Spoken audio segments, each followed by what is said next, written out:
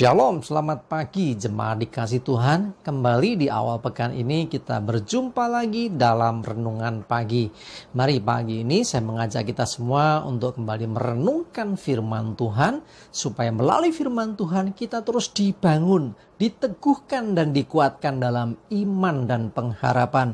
Sebab firman Tuhanlah yang menjadi sumber kekuatan bagi hidup kita. Firman Tuhan akan menuntun, bahkan menerangi langkah hidup kita. Mari sebelum kita merenungkan firman Tuhan, kita akan berdoa terlebih dahulu. Bapa di surga, kembali Tuhan di awal pekan ini kami datang ke hadirat-Mu. Sungguh kami mengucap syukur atas segala kebaikan Tuhan, rahmat dan anugerah Tuhan, perlindungan, penyertaan dan pertolongan Tuhan atas hidup kami. Dan pagi ini juga kami membutuhkan tuntunan firman-Mu ya Tuhan.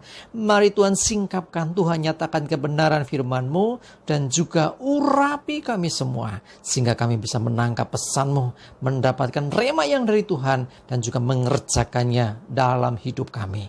Terima kasih di dalam nama Tuhan Yesus. Kami bersyukur dan berdoa. Amin. Mari jemaat dikasih Tuhan, kita akan buka Alkitab kita. Renungan pagi ini saya ambilkan dari Ibrani 13 ayat yang ke-8. Ibrani 13 ayat 8 saya bacakan. Yesus Kristus tetap sama, baik kemarin maupun hari ini dan sampai selama-lamanya. Perhatikan firman Tuhan dengan jelas mengatakan Yesus Kristus sama dari dulu, sekarang dan sampai selamanya. Jadi artinya dia tidak berubah. Ada lagunya ya, lagu sekolah minggu. Tuhan Yesus tidak berubah gitu ya. Jadi artinya apa? Kenapa dia nggak berubah? Karena dia sempurna. Sesuatu yang sudah sempurna tidak perlu berubah lagi. Ya, justru yang tidak sempurna itu yang harus terus berubah. Kita misalnya, kita adalah manusia yang masih banyak kekurangan, banyak dosa, banyak kesalahan. Artinya hidup kita harus terus berubah dari waktu ke waktu, semakin disempurnakan. Bahkan firman-Nya mengatakan supaya hendaklah engkau sempurna seperti Bapamu sempurna. Artinya Tuhan sudah sempurna dan ya, kita pun harus mengejar menuju kepada kesempurnaan walaupun ya, kita sadari karena dosa, karena kelemahan kita ya belum sempurna. Tetapi kita harus berubah terus, semakin hari semakin baik, semakin hari semakin meningkat lagi. Nah, itu yang harus kita kerjakan. Di sisi yang lain, perhatikan bahwa Yesus Kristus dia sempurna, karena itu dia dari dulu, sekarang sampai selama-lamanya tidak akan berubah. Kita patut bersyukur. Dengan begitu ketika kita mempelajari kitab suci, kita bisa mengenal Tuhan seperti apa. Karena Tuhan yang dulu, dengan Tuhan yang sekarang sama. Kalau kita melihat sejarah di Alkitab, kita melihat bagaimana Tuhan Yesus itu penuh belas kasihan. Tuhan Yesus sering bikin mujizat. Tuhan Yesus menyembuhkan orang sakit. Orang buta dibuatnya jadi melihat. Orang lumpuh berjalan.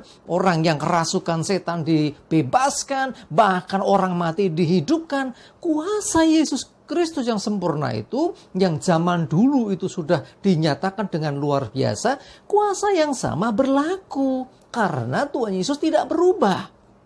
Artinya di dalam nama Yesus, ya segala sesuatu seperti yang Yesus pernah kerjakan itu sekarang bisa juga terjadi. Makanya tidak heran ya kita mendengar kesaksian orang yang berdoa dalam nama Tuhan Yesus disembuhkan dari sakitnya. Ada orang yang dalam pergumulan berat berdoa dalam nama Yesus dilepaskan dari pergumulannya. Ada orang yang berdoa dalam nama Tuhan Yesus, dia mungkin sudah putus asa jadi beroleh pengharapan. Jadi dia menemui jalan buntu, menemukan jalan keluar karena Yesus pada waktu itu melakukan hal yang demikian. Artinya apa yang dia kerjakan di masa yang lampau, itu pun berlaku juga di masa yang sekarang. Nah, saya sampaikan beberapa waktu yang lalu, kuncinya adalah di iman kita. Tuhan tidak berubah, tetapi yang terpenting adalah iman kita. Karena ada istilah, ketika ada iman, maka kuasa Tuhan akan bekerja. Nah, jadi iman itu tanda kutip menggerakkan kuasa Allah. Jadi kalau engkau percaya sungguh-sungguh dengan iman, maka kuasa Yesus Kristus yang kemarin luar biasa, yang dulu luar biasa, sekarang pun bisa, bahkan dikatakan sampai selama-lamanya. Itu bicara tentang kuasa Tuhan.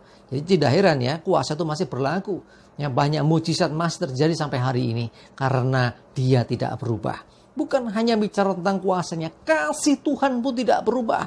Dulu Tuhan penuh belas kasihan, orang-orang berdosa diampuni. Ada pemungut cukai yang diampuni.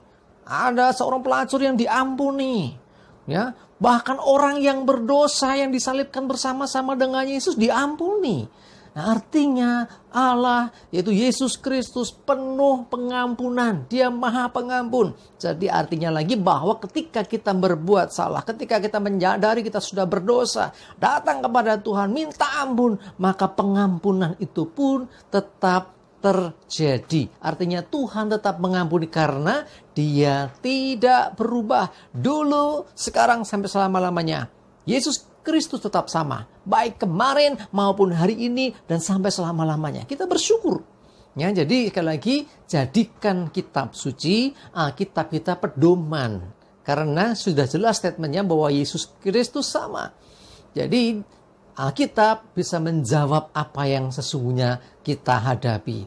Ya, kuncinya adalah datang pada Yesus, dan Alkitab banyak memberikan pemaparan tentang hal itu. Ya, kita mengenal Tuhan salah satunya tentunya lewat kitab suci. Lewat Alkitab ini kita jadi tahu, oh Tuhan itu penuh kasih, oh Tuhan Yesus berkuasa, ya, oh Tuhan Yesus menebus dosa. Nah, kita tahu apa yang terjadi di masa lalu melalui kitab suci. Karena itu jadikan Alkitab itu pegangan hidup kita. Dan kita akan mengerti betapa Tuhan itu sungguh luar biasa. Dan kemahakuasaannya, ke hal-hal yang luar biasa di masa yang lampau, itu pun tetap sama juga bisa terjadi di masa kini. Saat ini ada pandemi, saat ini ada COVID yang mengerikan sekali di mana-mana. Saudaraku dikasih Tuhan, Tuhan Yesus adalah tempat kita menemukan jawaban dari semuanya.